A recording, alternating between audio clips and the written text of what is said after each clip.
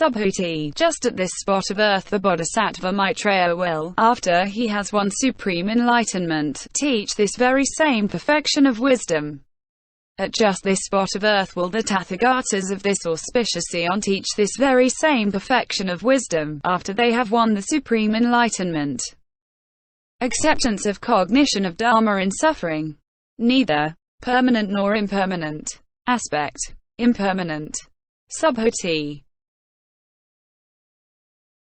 By which modes, O Lord, by which characteristics, by which signs will the Bodhisattva Maitreya teach this perfection of wisdom after he has won the supreme enlightenment? The Lord. Here.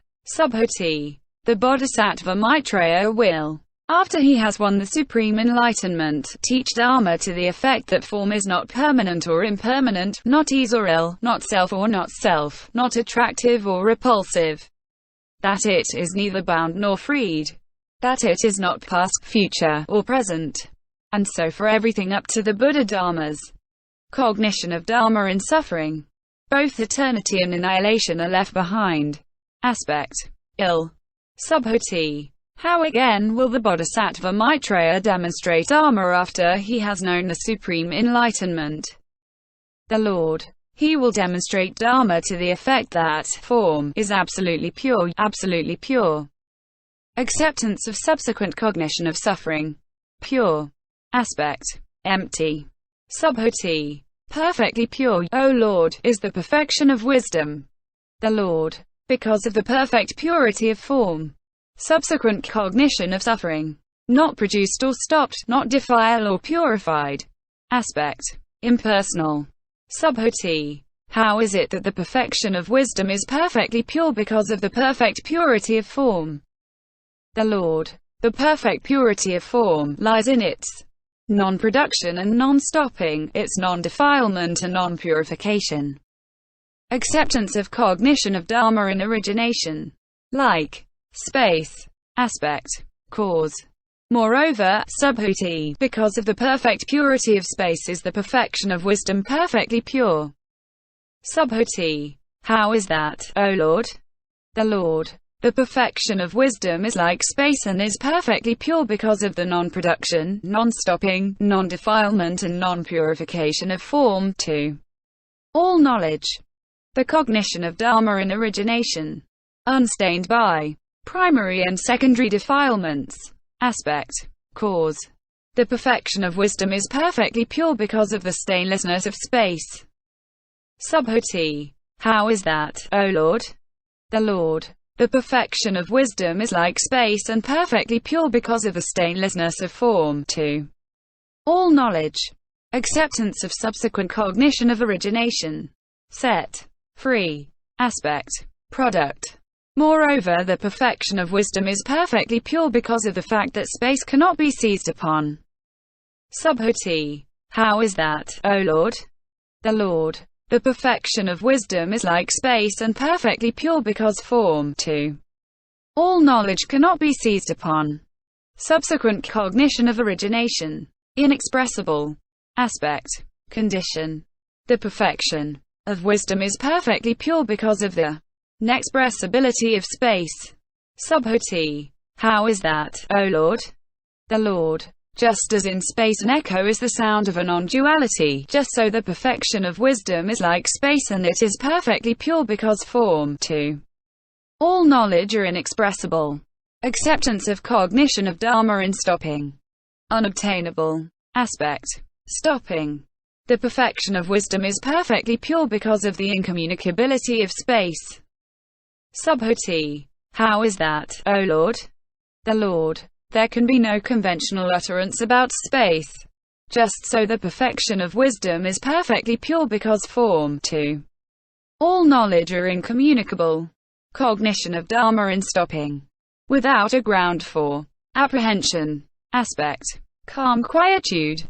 The perfection of wisdom is perfectly pure because, like space, it offers no basis for apprehension. Subhuti. How is that, O Lord? The Lord. Because there can be no basis for the apprehension of space. Just so the perfection of wisdom is perfectly pure because form, too. All knowledge offer no basis for apprehension. Acceptance of subsequent cognition in stopping. Purity. Aspect. Sublime. The perfection of wisdom is perfectly pure because all dharmas are not produced or stopped, not defiled or purified. Subhuti. How is that, O Lord? The Lord. The perfection of wisdom is perfectly pure because of the absolute purity of form, 2. All knowledge. Subsequent cognition of stopping. Non-production of all kinds of disease. Aspect. Definite escape. Subhuti. If some son or daughter of good family will take up this perfection of wisdom, bear it in mind, preach it, study it, and wisely attend to it, then he will have no disease in his eyes, ears, nose, tongue, body or mind, he will not have tiny limbs or a senile body. Nor will that son or daughter of good family die a violent death. And many thousands of deities will follow closely behind them so as to hear the Dharma. The gods of the 4 great kings too. The gods of the pure abode will follow closely behind them. On the 8th, 14th, and 15th day a large number of deities will congregate where that son or daughter of good family preaches the Dharma and teaches this perfection of wisdom. And when he teaches this perfection of wisdom, that son or daughter of good family will beget a great deal of merit, immeasurable, incalculable, measureless, inconceivable and incomparable. The Lord. So it is, Subhuti, so it is.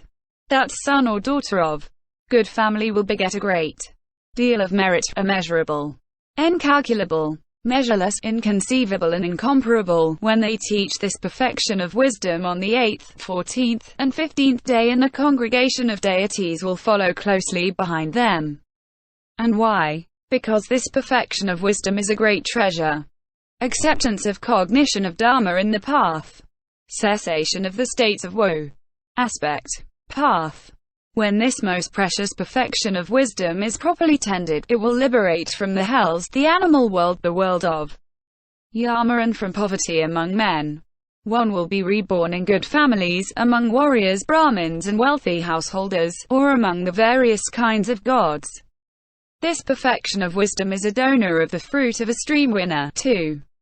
Of the supreme enlightenment. And why? For in this perfection of wisdom have the 10 wholesome paths of action been explained in detail. And in it all the spiritual practices are conceived, as well as their fruits, up to the Tathagatas themselves.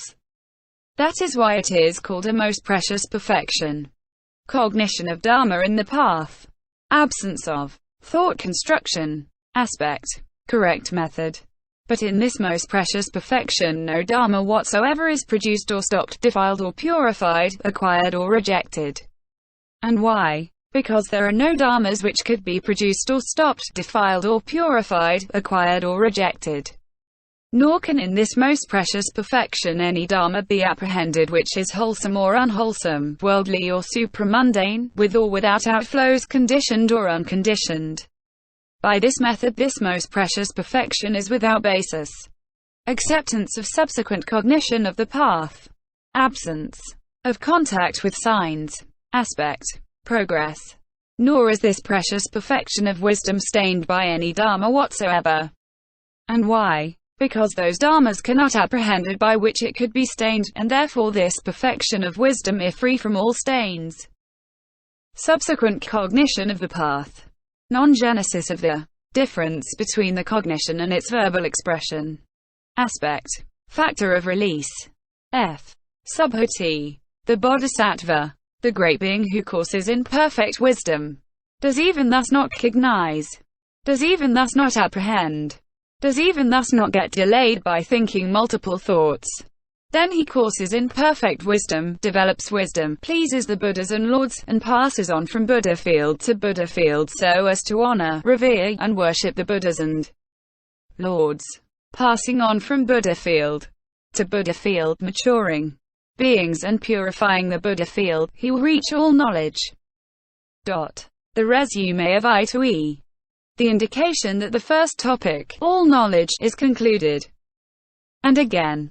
Subhuti. This perfection of wisdom does not bring near any Dharma nor remove one. It does not show one up or define one. Does not bestow one or take one away. Does not produce or stop one. Does not annihilate one or make it eternal. It has not one single meaning or a manifold meaning, does not make a dharma come or go away, does not defile or purify one, does not diminish one or make it grow. Nor is it past, future, or present. Indication that the second topic, the knowledge of the paths, is concluded. And again, Subhuti, this perfection of wisdom does not transcend the world of sense desire, nor does it establish it. And so with the world of form and the formless world. She does not bestow the perfection of giving, nor does she take it away. And so with the emptinesses too. All knowledge. Indication that the third topic, the of the knowledge of all modes, is concluded. And again, Subhuti, this perfection of wisdom does not bestow the Buddha dharmas nor take them away. And so for the dharmas of the foolish common people, the dharmas of the disciples and pratyeka Buddhas, and the Buddha dharmas. And so for the conditioned element and the unconditioned element. And why? Whether Tathagatas are produced in the world or are not produced, fixed is this dharmahood of dharmas, the dharma element, the fixedness of dharma, the fixed sequence of dharmas. Those the Tathagata fully knows, and realizes intuitively. Having fully known them and having realized them intuitively, he describes them, demonstrates them, uncovers them, analyzes them, enlarges on them, and reveals them. Thereupon a great many hundreds of thousands of gods who stood up high in the intermediate space called out aloud with cries of joy, waved their garments, and hurled heavenly blue, red, and white lotuses and mandarava flowers into the air. And they said, "Now, indeed, we see the second turning of the wheel of Dharma taking place in Jambudvipa." And when the perfection of wisdom was being expounded, many thousands of gods acquired the patient acceptance of dharmas which fail to be produced. The Lord. This is not, Subhuti, the second turning of the wheel of Dharma, nor the first. Nor has this perfection of wisdom been set up for the sake of turning forward any dharma, or of turning it backward, on account of the emptiness of the non-existence of own being. Subhuti. What, O Lord, is the emptiness of the non-existence of own being, in consequence of which this perfection of wisdom has not been set up for the sake of turning any dharma forward or backward? The Lord. The perfection of wisdom is empty of the perfection of wisdom. And so is the perfection of meditation empty of the perfection of meditation. Subhuti. A great perfection for the bodhisattvas, the great beings, O Lord, is this perfection of wisdom. For the own being of all dharmas is empty of the own being of all dharmas. It is thanks to the perfection of wisdom that the bodhisattvas, the great beings, know full enlightenment, although they do not fully know any dharma. They turn the wheel of dharma, but they do not turn any dharma forward or backward. They do not behold any dharma, nor do they demonstrate any dharma. And why? Because that dharma cannot be apprehended which could turn forward or backward. For one absolutely does not settle down in all dharmas. And why? Because emptiness does not precede or recede, nor does the signless or wishless. To demonstrate that is the proclamation of the perfection of wisdom, its narration, its disclosure, its dispatching, its explanation, its analysis, its indication, its amplification, its revelation. This is the perfectly pure demonstration of the perfection of wisdom. No one has demonstrated it, no one has received it, no one has realized it. And since no one has realized it, no one has therein gone to final nirvana. Nor has this demonstration of Dharma ever made anyone worthy of gifts. End chapter 37.